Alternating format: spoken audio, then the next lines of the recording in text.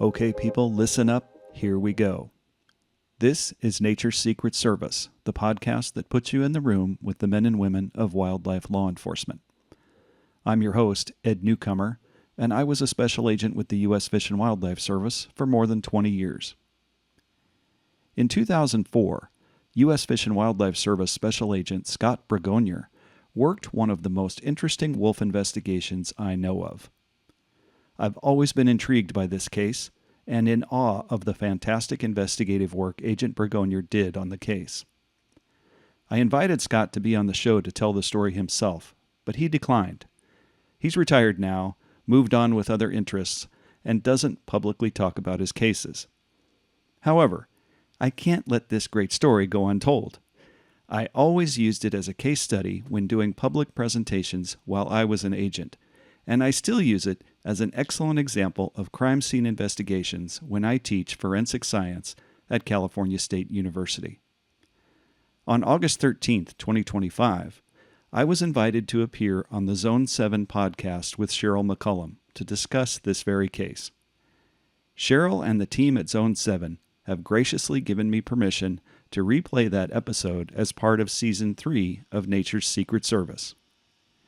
Yes, I know that you sticklers for detail will notice that I misspoke when I say that in 1995, wolves were reintroduced in Montana and Yellowstone, when I meant to say Idaho and Yellowstone.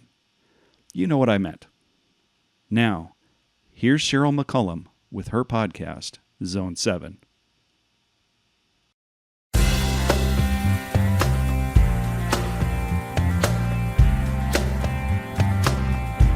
He's back. Ed Newcomer, the special agent with the US Fish and Wildlife Service. Y'all know he spent over 20 years there. He's got his own podcast, Nature's Secret Service. Several of y'all know about that. Y'all have checked that out. It is quite frankly phenomenal. But we have brought him back because he has got a case that you are not going to believe. And what's important about this case, to me, if you can work this case, you can work any homicide out there. So, Ed Newcomer, thank you so much for coming back. Well, Mac, thanks for having me. I love your show and I love being on your show. It was such a great time last time. I had to accept. Oh, are you kidding? And let me tell y'all, anybody coming to CrimeCon, you're going to be able to see him live and in person. We are going to be on the main stage for the Creators Row.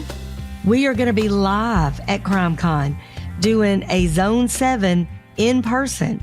And Ed's going to be right there, and you will not believe the case we're going to cover there in person. And it's the first time wildlife crimes will be at CrimeCon. So come see us. All right, Ed, this case involves poison. And I got to tell you, those are difficult cases. And they're difficult to me because almost anybody can obtain poison. It's sub-level. It's not like a gunshot where people can hear it. It's not like arson where people can smell it. I mean, this is something that the killer, they don't even have to be there when the death occurs. You know, you're absolutely right. I never really thought of it that way, but poison is a very sneaky weapon, right? It is so sneaky. I mean, you can be in another state. You can have a solid alibi. I was nowhere near there. You have time to get away. There won't be any eyewitness or ear witness, and it wouldn't matter anyway. You're not there. Exactly. It's kind of the perfect weapon for a criminal to use because, you know, like you just said, they can actually take the time to put distance between themselves and the victim and the crime scene, which, you know, is pretty important if you're trying to evade capture. And unfortunately, Mac, poisoning is a pretty common method for people to commit wildlife crime, particularly if they're trying to kill wild animals for some reason. Well, that's what took y'all to Idaho. So why don't you tell us about February 2004? We're out there trying to reintroduce wolves. So we're trying to build this population back. Yeah, that's exactly right. And, it might be really helpful to you and your listeners if we just kind of back up just a little bit and I tell you a little bit about the situation with wolves in the Western United States, particularly around that time in 2004. If we go way back, let's go back to 1926. That's the year. We're going way back.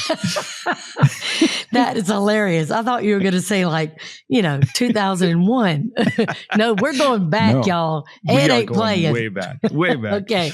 Yeah. So let's go back to 1926 in Yellowstone National Park. Remember, Yellowstone was like the first national park in the world. It's often considered America's greatest idea. The last wolf was killed in Yellowstone National Park in 1926. And that's what's called extirpating a species, which means they're not necessarily extinct wherever around the world, but they no longer exist in the ecosystem where they used to. So pretty much by 1926, the United States had been well on its way to extirpating or killing all of the wolves that they could in the United States. And by that time, there's just a small pocket of wild wolves living in the Great Lakes area. They're gone basically from the Rocky Mountains. Now, that turned out to be kind of an environmental disaster because it allowed elk and deer populations to explode, which had all these cascading effects on the environment. And as early as 1940s, people started to talk about maybe we should bring wolves back to fix kind of this imbalance. That didn't happen until 1995 when the US Fish and Wildlife Service and the National Park Service finally decided we're going to bring wolves back to Yellowstone and certain parts of Montana. And that effort really started in 1995. And a number of wolves were brought down from Canada. They were captured and they were released in the park, and they started to do phenomenally well. A lot of deer, a lot of elk were there for them. They were specialists in killing deer and elk, and it started to put the ecosystem back into balance. Unfortunately, fortunately for the wolves, but also unfortunately for the wolves, as they prospered, they moved. Their packs started to move outside the park and to populate their natural, previous historical environment.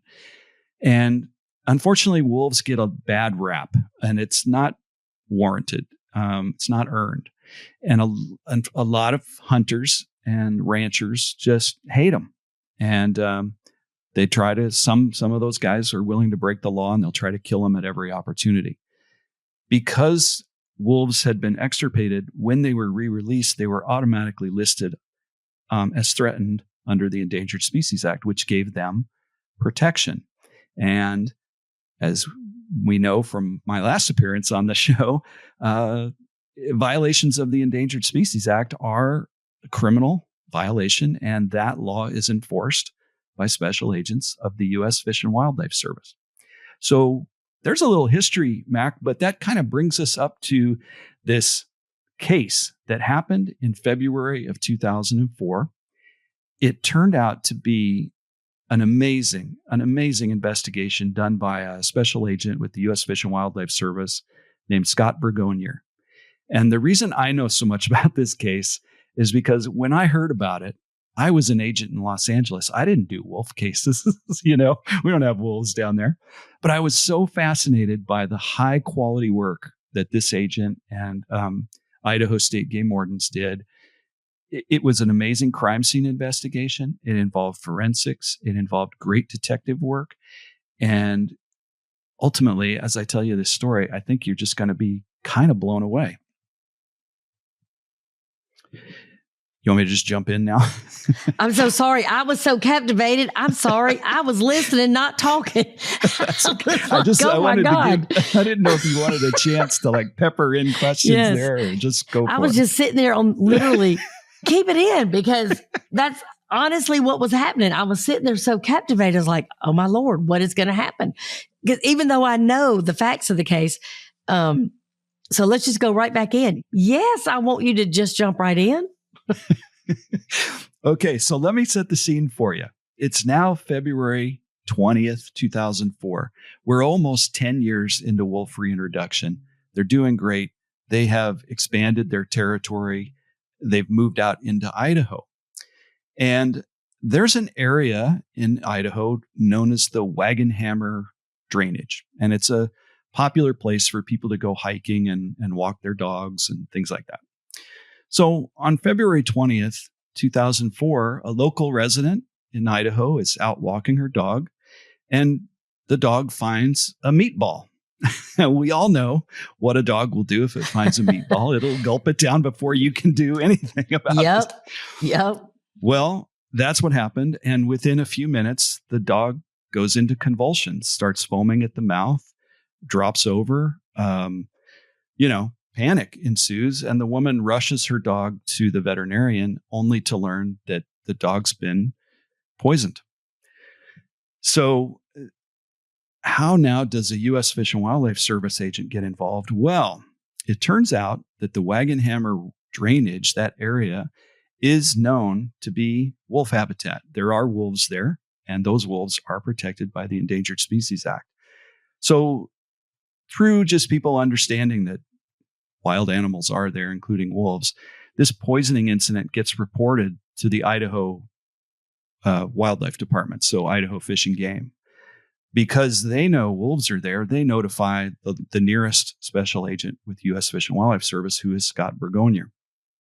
And Agent Bragonier and a few game wardens go out to this Wagon Hammer Drainage District, the hiking trail or drainage area, and suddenly they find themselves, imagine this, Mac, you normally, if you're a law enforcement officer, you go into a crime scene. That crime scene might consist of a room or two rooms or a house, maybe a yard. But we're talking about acres and acres of wild land that is potentially your crime scene.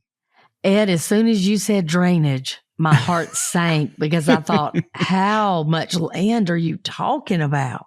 Yeah, if you look at an aerial map of this, just imagine it's basically a valley with a river running through the middle of it, or a creek. And at this time of year, February in Idaho, it's pretty snowy. It's cold and there's snow on the ground. So if you can imagine that, you have now all these challenges with just a handful of law enforcement investigators.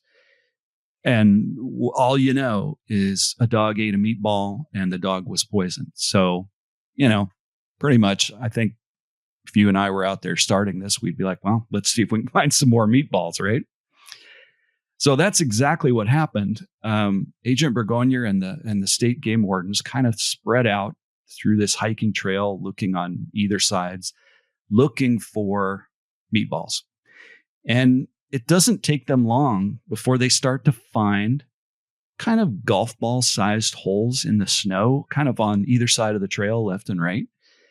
And they reach down into these holes, and sure enough, they start to find meatballs about the size of, a standard spaghetti and meatball meal. And they obviously think they're onto something. So they start to collect these meatballs and photograph them in place and pick them up. Now, they also know, of course, that this dog keeled over within minutes of consuming one of these. So there's some officer safety issues here too. They've got to be gloved up. They don't, if there are poison meatballs out there, they don't want to touch this stuff. But in the end, they found 58 meatballs scattered throughout this drainage area. And each time they found a meatball, they kind of cracked it open. And inside they found what looked like gray granulated powder, kind of like almost like a thick gunpowder. Now, most agents in the U.S. Fish and Wildlife Service are very aware that people tend to use poison to kill predators. And one of the most common poisons out there to do that is called temic, or also known as aldicarb. And that is exactly what temic and aldicarb look like. It looks like a gray kind of beaded powder. So good job on the crime scene, right? Unbelievable. And with the dog, that's +1. So, you're almost at 60, and you just have to imagine how many did they not find? How many had already been consumed? And on that note, another thing that they started to find while they're kind of combing this crime scene are dead animals. They found magpies, which is a federally protected bird. Looks like a crow, but it has a white wing. They found red fox that were dead, and coyotes. And so if you think about it, these are animals that are just innocent. They're doing nothing. They're just doing their thing in the environment. And within minutes of consuming one of these meatballs, they're dead in place. So it's not like these animals ate a meatball and wandered off and died in seclusion somewhere.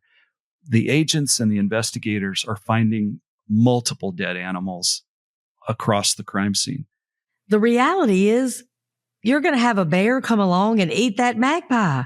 You're going to have maybe other wolves come and try to get a carcass that's been poisoned, and then they're going to die too. 100%. It's that secondary poisoning. It can go on and on and on in the environment, killing eagles, vultures, small scavengers, big predators, all the animals indiscriminately. It's really an insidious tool to use to try to kill an animal, because there's a lot of things you're going to kill. And here's what you're really bringing to light for us. Most people would think poachers are single focused. I'm going to go get that one rhino. I'm going to go get that one bear. I don't know that people understand, if the poachers are trying to get rid of something, that if they use poison, not only are they going to maybe wipe out this whole wolf pack, but they're also going to get maybe the animals that you do care about. Mm-hmm. Exactly. And it's so indiscriminate, and it's used around the world. And that's an interesting point you raise, because there's different kinds of poachers out there. Like there are the guys who don't have a license to hunt deer, but they go hunt deer anyway. That's one kind. Then, as you mentioned, there are people out there killing animals for profit, like elephants for their ivory or rhinos for their horns. That's a totally different person, because they're trying to commercially profit. Then there are these poachers who do things out of spite and anger and ignorance, honestly. People who hate wolves because they think wolves are killing too many deer and elk, or sometimes wolves do kill cattle. And they're going to take it upon themselves to go back in time 100 years and make wolves go extinct. That's not their place in the world. The American people have been trying to reverse centuries of environmental and habitat destruction. They want wolves back in the Western United States. It's not up to some individual poacher to take it upon him or herself to start killing animals that are of value to the entire American populace. It's frustrating, especially as a law enforcement officer, because you do see all of this, collateral kill and collateral impact that throwing poison out in the environment causes. It's depressing. Especially in a drainage way, because again, you're already talking about one domestic animal that was almost killed, but it gets in that water system. I mean, that's like a bullet. It doesn't have anybody's name on it. It's just out there to hurt something. Exactly. And with this poison in particular, temic, as I said, each meatball was kind of filled with these granules. If you accidentally breathed in just one or two of these particles, or if it absorbed through your skin, you could become extremely sick and possibly die. It's just from a few particles of this getting into your ingesting it or breathing it in or having it. So it works like fentanyl. It's bad. It's not quite as quick as fentanyl, but it will kill you and it will make you real sick, even small amounts of it. So it's a very dangerous poison. Fish and Wildlife special agents receive a lot of training on how to deal with poisons that they encounter in crime scenes like this, and we take it real seriously. So there's another thing that they found during their crime scene investigation that was very interesting, especially from a forensics point of view. They found boot prints, and what tied these boot prints to the meatballs was that in some instances, they would find the hole where the meatball had gone into the snow, and directly on top of it, there would be one of these boot prints, as if someone had stepped on it to push the meatball down into the snow. Hey, that's really good investigative work. That's a great way to articulate what you saw. That explains it to a jury. Exactly. And it explains why these footprints were zero. Obviously there's hikers there. There's other boot prints, but these prints seem to be very closely related to the meatballs. But I mean, what are the odds a hiker's going to step on every meatball? Exactly. You know what I mean? So I'm just saying that's really good, because a lot of times that's hard to train people.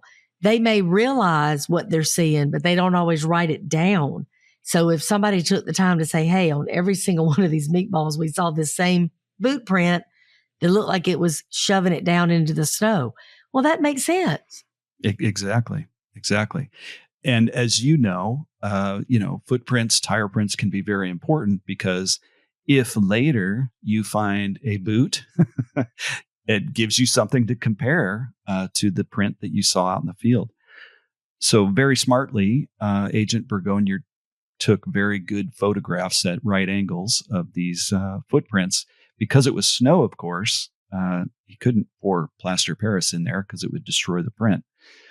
But he did record the footprints, and that became very important later, because one of the things that really stands out, if you look at a photograph of one of these boot prints, if you kind of work in the world of wildlife and hunters, this boot print is actually immediately recognizable to you as coming from a boot made by a company called Danner in Oregon.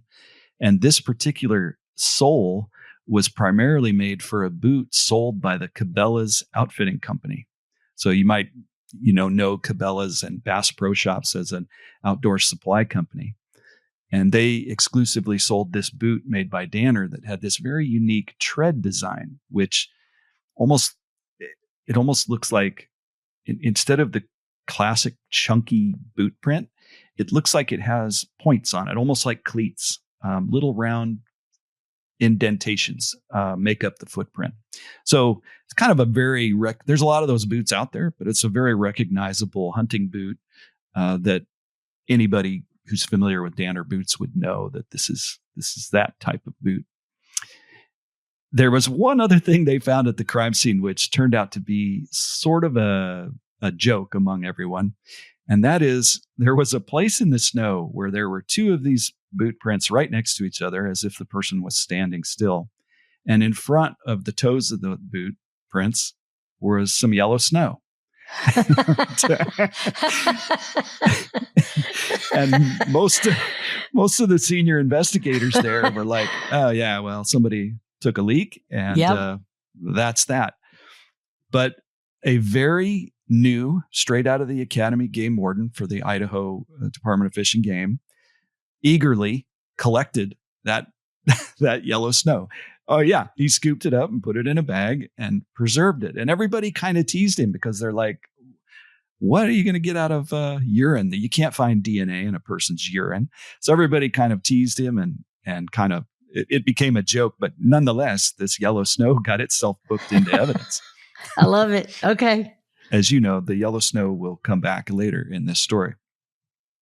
So the last thing, before the investigators walked off of this crime scene, they found something very, very sobering. And that was on top of one of these boot prints, meaning something came through the crime scene after the poison poacher, was a wolf print. right on top of one of these boot prints was a huge wolf print, and they are unmistakable. A wolf print is about the size of your hand. They're big. And so what it meant to Agent Bragonier was that after these meatballs had been placed, at least one wolf had passed through the area. Now, no dead wolf was found, but it's a little scary to think that the very species you're trying to protect did in fact go through this crime scene after these 58 at least poison meatballs had been placed in the environment. Pretty sobering way to start this investigation. And now, as facing all investigators, you're done with your crime scene. You've collected 58 meatballs. You've taken pictures of boot prints. You've collected other dead animals as, collateral kill. You've got your yellow snow. Now what? Right. So what? Now what do you do? Well, interestingly, the U.S. Fish and Wildlife Service has its own dedicated criminal forensics lab. It's called the Clark Baven Forensics Lab, and it's located in Ashland, Oregon. And their sole purpose is to support law enforcement investigations involving wildlife crime. So, of course, Agent Bragonier sent the meatballs to the lab for two things. One is, tell me what this meat is. And two, what's this powdered granular material inside the meatballs? He already knew, but he needed scientific forensic evidence.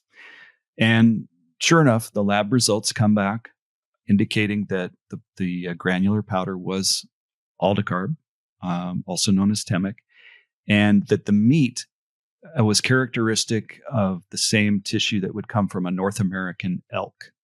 Okay, so that's great information. We know for sure now we got poison, and we know this is elk meat. And that tells you something about your suspect? You bet. And it gives you something potentially to compare later. So out of that meat, of course, you're going to get the individual DNA from that particular elk. And that, of course, gives you something to compare later, hoping that your investigation goes somewhere. But now we're really in this situation where how does Agent Bragonier develop a suspect? How do we figure out who this was? There's no surveillance cameras at a hiking trail. There's no witnesses. Nobody saw anybody hiking around there throwing something, It's a pretty remote area. And what happens next is, an investigator could basically go back to the office and sit and twiddle their thumbs and hope somebody calls in the tip, or they could really get proactive. And Agent Bragonier was never the kind of guy when he was working to sit back and twiddle his thumbs. He was a very proactive agent, and he was very well dialed in with the other law enforcement agencies in that area of Idaho. So, he knew the federal Forest Service law enforcement. He knew the local police. He knew the tribal police. He knew everybody. And he basically put the word out. Hey, got this case. There's found some poison meatballs. It's in a wolf area. I'm trying to figure out who might have put these here. Anybody have any ideas? I mean, really, that's what it came down to. And don't you know, it triggered someone's memory. And it turned out that the Nez Perce tribe, which is a Native American tribe in that area, employs, their own staff to work on wildlife issues. And they had a biologist who remembered having an encounter, get this, back in 1998 with an individual known as Tim Sundles. And the encounter was so memorable for this biologist, or so unusual, that the biologist ended up writing a memo about it.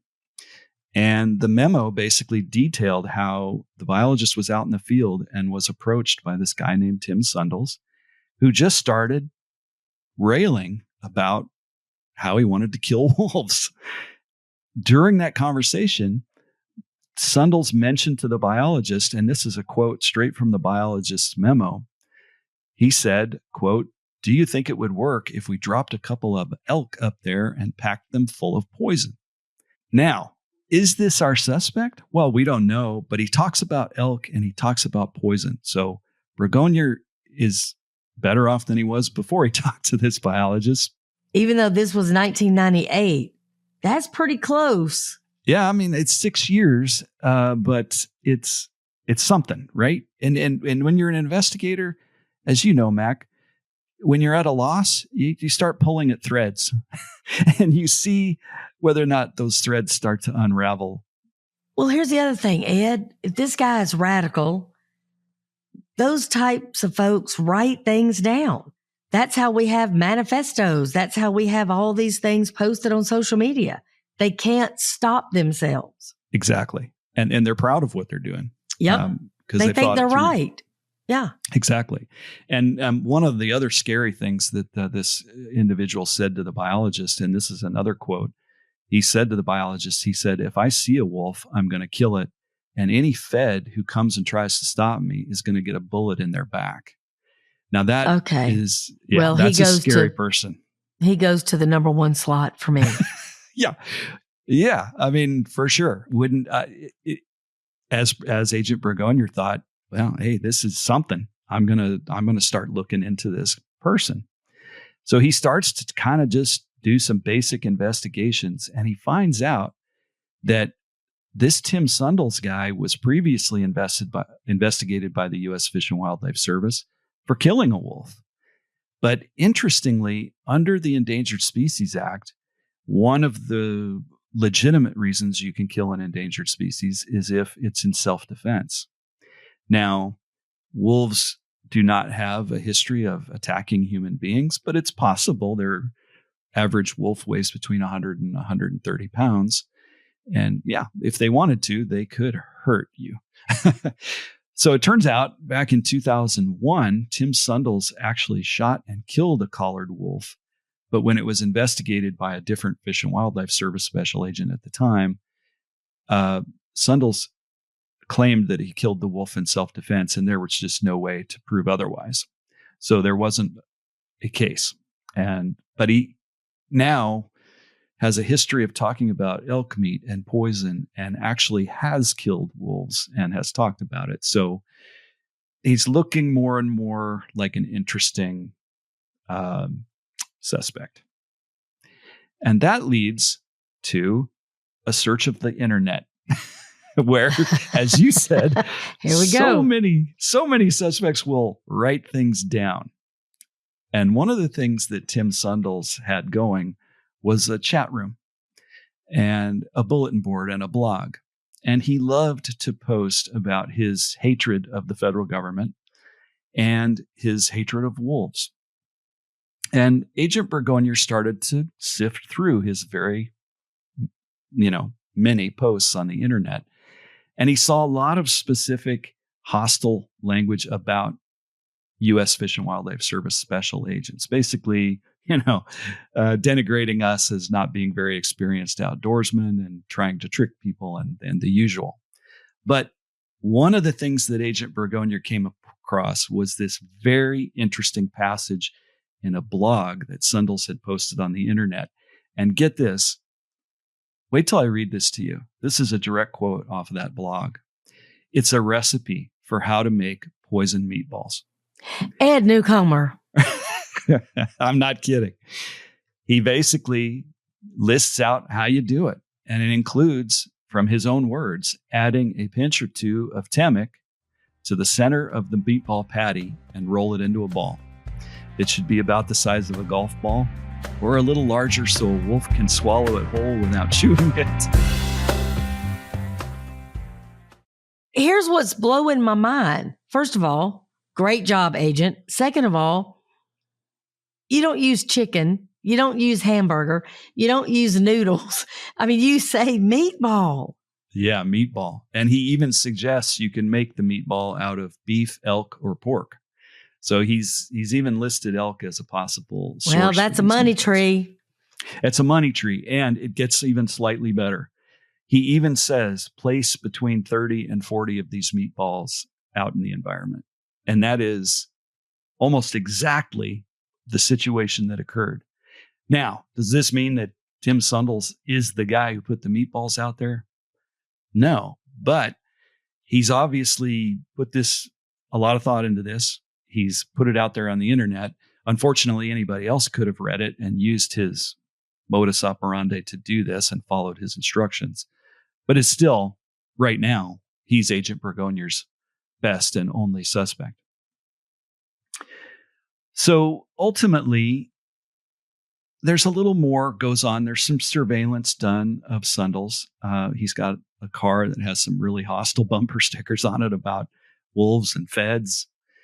But ultimately, all the surveillance and all the internet searches lead to enough probable cause to obtain a search warrant for Tim Sundles' house.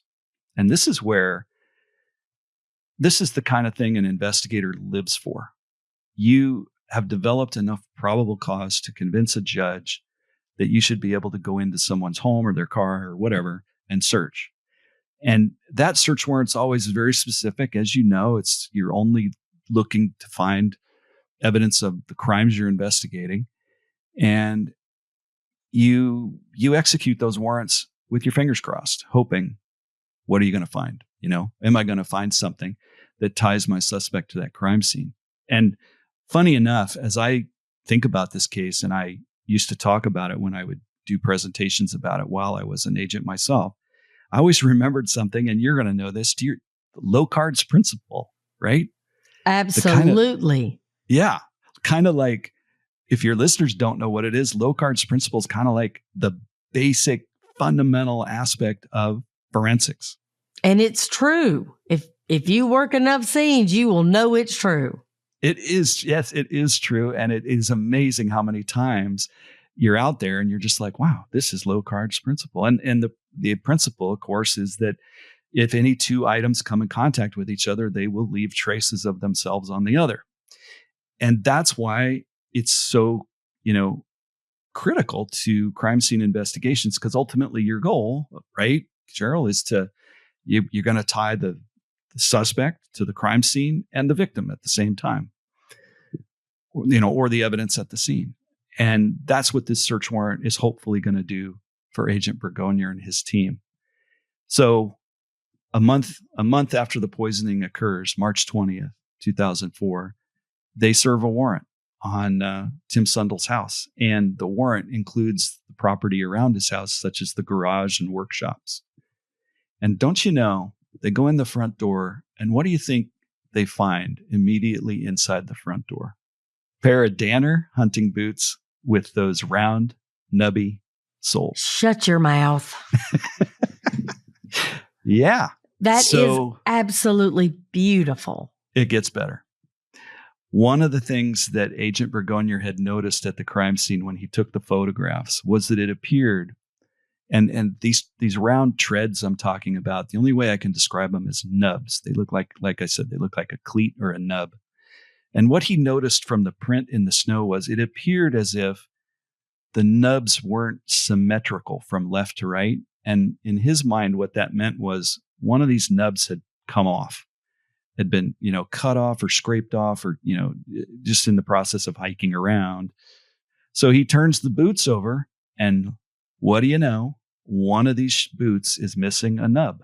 So not only do you have a boot print that matches the boot print at the scene in terms of size and tread pattern, but you've got individual characteristic, which is a missing nub. Yep. Pretty good evidence. That is pretty good all day. Pretty good. But of course, we're always looking to determine whether or not does our suspect have a ability here to create reasonable doubt. So do we know that those are Tim's boots? Do we know that Tim was wearing those boots at the time? These are questions. It's great evidence, but can we put Tim in those boots on the day of the poisoning? So the search of the house continues. One of the things, of course, that they included in their warrant was because Sundles had been posting on the internet, they grabbed his computer. The other thing they searched was his garage and his workshop. And as soon as they opened the doors, they saw hunting equipment, including saddlebags that had bloodstains on them, a bone saw, and a small white bottle, precariously balancing on the top of a metal trash can.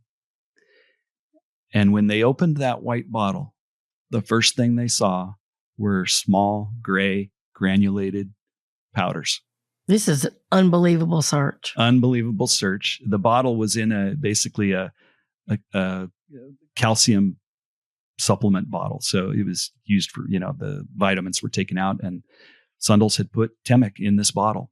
And the lab later confirmed that the powder inside that bottle was also aldicarb or Temic. So now we've got the boots in Sundles' house tied to the crime scene. We've got Temic at his house and at the crime scene. Next, we need to figure out, can we tie the elk meat? And the first thing Agent Bragonier did was he zeroed in on these saddlebags that had bloodstains on them. And he immediately collected those as evidence, and they were sent to the forensics lab.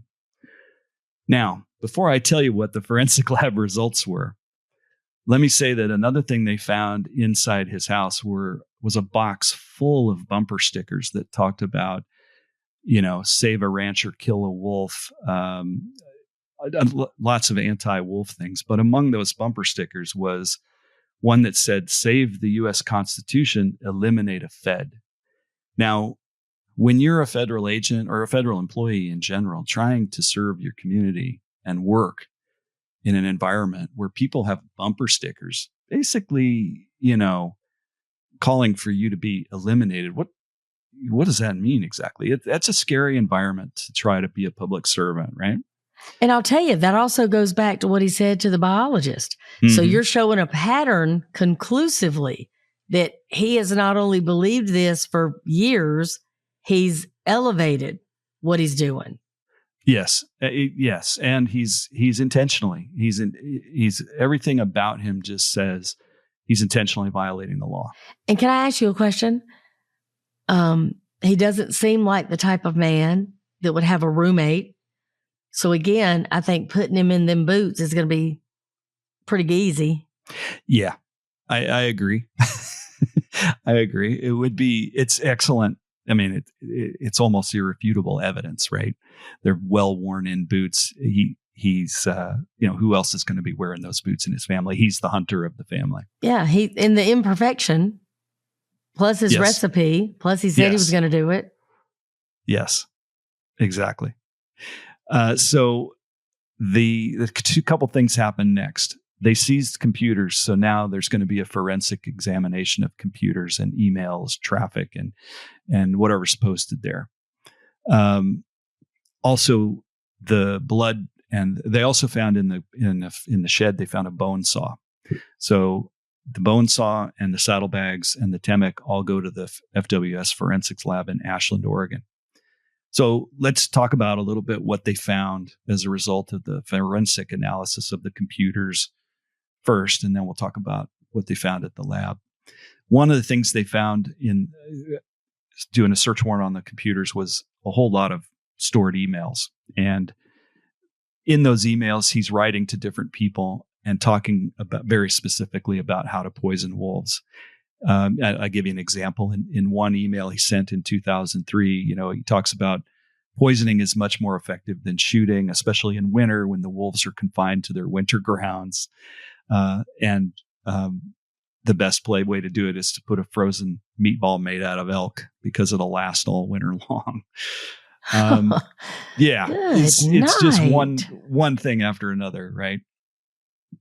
Now, at the Fish and Wildlife Forensics Lab in Ashland, they start to take scrapings off of these blood stains on these saddlebags. And of course, they already have the meatballs that were collected at the crime scene, so they can do a DNA comparison between the blood in the saddlebags and the meatballs. And don't you know, not only is the blood in the saddlebags elk meat, but it came from the same elk that those meatballs were made out of. You have got to be kidding me. I know, it gets better and better. Every turn in this case just got better and better. And some of it's luck, and some of it is just downright tenacity by, Agent Bragonier. And, with all the support from the lab personnel and the state investigators and all of that. Well, that lab is amazing. But I'm going to tell you, Agent Bragonier, you handled this thing. Good night. I mean, because it's one thing, like I've collected things that people have made fun of me for. And I always say, well, I don't know how it fits yet, but I may later. I just know something didn't look right. It didn't belong there to me. So I took it, whatever. But frozen yellow snow, come on, they're going to make fun of you. Yes. But Yes. Just yellow snow, period, in your report is hilarious. I mean, you have to write that. But look what came from it. Yeah. Yeah. And we haven't even, as of now, we've locked down that the elk meat's connected to the house and the boots are connected to the crime scene. And this is a dangerous person. And I want people to understand, I say it all the time. Anybody that can kick a dog, kill a kitten, and I am not talking about legal hunting. I'm not talking about legal hunting, fishing. I'm talking about somebody out of meanness, out of a direct target, is going to kill animals. That person absolutely, without a doubt, can kill a human. And this man said it over and over and over. You bet. And this is different than hunting. This is not hunting. This is it's a person not. This is not hunting. And, an interesting aside to this is that the U.S. Department of Justice keeps statistics on assaults on law enforcement officers. And consistently every year, the law enforcement profession that has the highest number of physical assaults on them are conservation officers, game wardens, wildlife officers, special agents. I did not know that. Yeah, it's a very dangerous profession because a lot of the criminals you're dealing with are armed. And you can't, if you're approaching a hunter to do an enforcement action, of course they're going to have a gun. They always have a gun. I did a training with Native American rangers. And that's one of the things they told me. Mm-hmm. They said, first, they are by themselves for thousands and thousands of acres. I mean, their backup is a long way away. Way away. That's the first thing that they made me very aware of, is that every single person they come in contact with has a gun. Everyone. Yes. So, kind of famously, maybe 10 years ago, there was a U.S. Fish and Wildlife Service refuge officer who was involved in a shooting in the Desert National Wildlife Refuge outside of Las Vegas. And this is a guy who was on his own patrolling millions of acres. And it was kind of, we were all reminded that we listened to the radio traffic after the shooting incident where he's requesting backup. It took an hour. It took an hour for the nearest law enforcement officer to reach his location on a shooting call. Yep. That's unbelievable. I mean, I knew the danger. I didn't know that group was the number one assaulted. The good news is, based on what Agent Bragonier was able to obtain from the crime scene and the search warrant, it actually was enough for the United States Attorney's Office to file charges against Sundles. Now, interestingly, the charges were not for killing a wolf because no wolf body was found. But attempt to do it carries the same penalty. So believe it or not, this is actually the first case in the history of the U.S. Fish and Wildlife Service where a person was actually charged with attempting to kill a threatened or endangered species. So it's kind of a case of first impression, but definitely was enough evidence to file those charges. Brilliant. Well, I hope he got 60 charges, because each one should have served as a charge. Hey, yeah, exactly. 58 counts, right, of throwing those meatballs. So he pleads not guilty and immediately goes on the media offensive about, of course, the out of control federal agency. And he said some things that didn't help him. For example, he said poisoning of pets is simply collateral damage, which doesn't make you very popular with the public. Right now, what we have is evidence that, boots in his possession match the prints at the scene of the suspect. We got the same type of poison found in the suspect's garage. We got meat from the same elk from the crime scene he matches the blood in his garage. And we know, of course, that he's a jerk. But then there's one more thing that Bragonier thinks about. And that is as he's considering how do we get ready for trial, he's looking at the evidence that's booked into evidence. And he finds this frozen yellow snow. And he says, what is, could this be important? Why is this important? And, I think, Mac, you and I have talked about this. You know why there is one time when a person's DNA will show up in their urine. It's when they're sick. And if you have a cold or you're getting over a cold, your body will shed cells and it ends up in your urine. And it's, there's please limited... tell me he was sick. Please tell me. So in going through all of his emails from the search warrant, Bragonier remembered that the week before the meatballs had been thrown out there, Tim Sundles had been complaining to his friends about having had the flu. Oh, my word. Yeah. So now we've got a suspect who's pleading not guilty. He wants to go to trial. He's gone on the public media offensive against the government. But Bragonier goes in front of a judge in the U.S. District Court and says, I want an order authorizing me to take a DNA sample from Tim Sundles. And the judge grants it. So the judge has now ordered Tim Sundle to turn over a DNA sample so it can be compared against the DNA that's found in the urine. And don't you know, that immediately causes him to plead guilty. That is a beautiful thing. That is outstanding. Mm-hmm. And, you can get DNA from urine, but, it's not as easy as people think. I mean, first of all, it's got to be fresh and all that. And then you've got to keep it at a low temperature. So how fortunate that it was frozen. I mean, everything just worked out beautifully. But I'm going to say something now. It worked out beautifully because of a lot of hard work. I mean, when you're talking about, just hundreds and hundreds of acres, and those meatballs could have been anywhere. For him to find one after the other, and then keep searching. I mean, Agent Bragonier saved possibly hundreds of animals. Yeah. I mean, he basically delivered consequences to somebody who desperately needed consequences for his behavior. For the safety of animals and humans. 100%. And it kind of sent a message to anyone else who's thinking about this. And this is something I always told people, U.S. Fish and Wildlife Service agents are among the most tenacious federal investigators I've ever seen in my life. And they, if you commit a wildlife crime, a U.S. Fish and Wildlife Service agent, they will pursue you, they will catch you, and they will put you in jail. It's not a matter of if, it's a matter of when.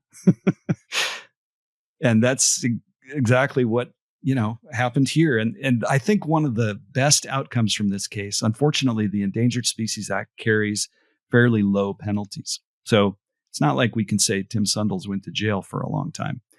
But some interesting things occurred in his sentence that were, I think, very painful for him. One is that he was prohibited from entering federal property for the entire term of his probation, which was 2 years.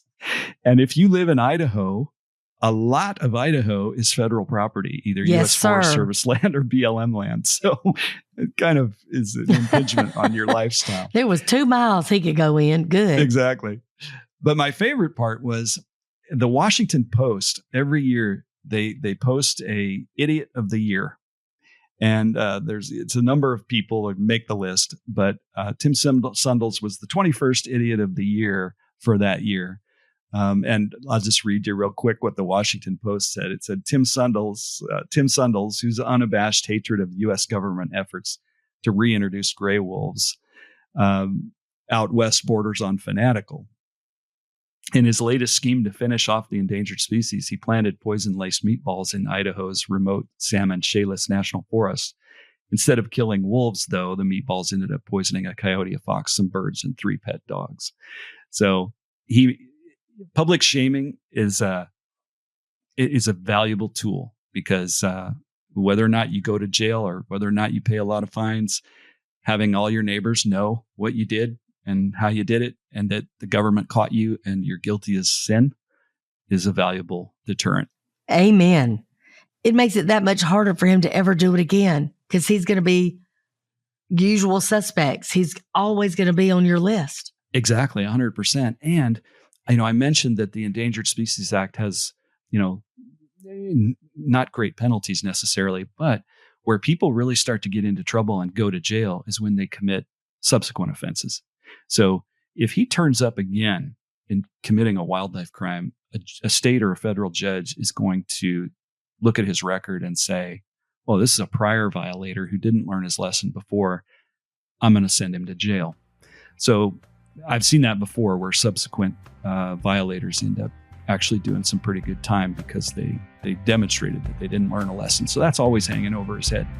Ed, I cannot thank you enough. And I'm just going to, again, y'all, if you can work this case, you can work any case out there. This was, you can call some of it luck, but that's not what I see. I see literally boots in the snow, working this thing to the very end, collecting things you don't even know what it's going to result in. You're just going to have it and see what comes from it. That's just unbelievably solid investigative work. 100%.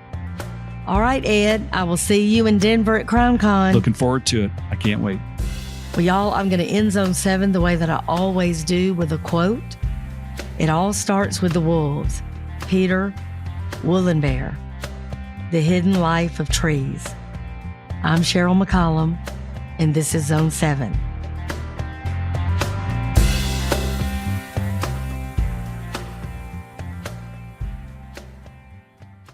Nature's Secret Service is written and produced by me, Ed Newcomer, and is co-produced by the DHTV team here at California State University, Dominguez Hills. Follow us on social media and connect with us online at naturesecretservice.com.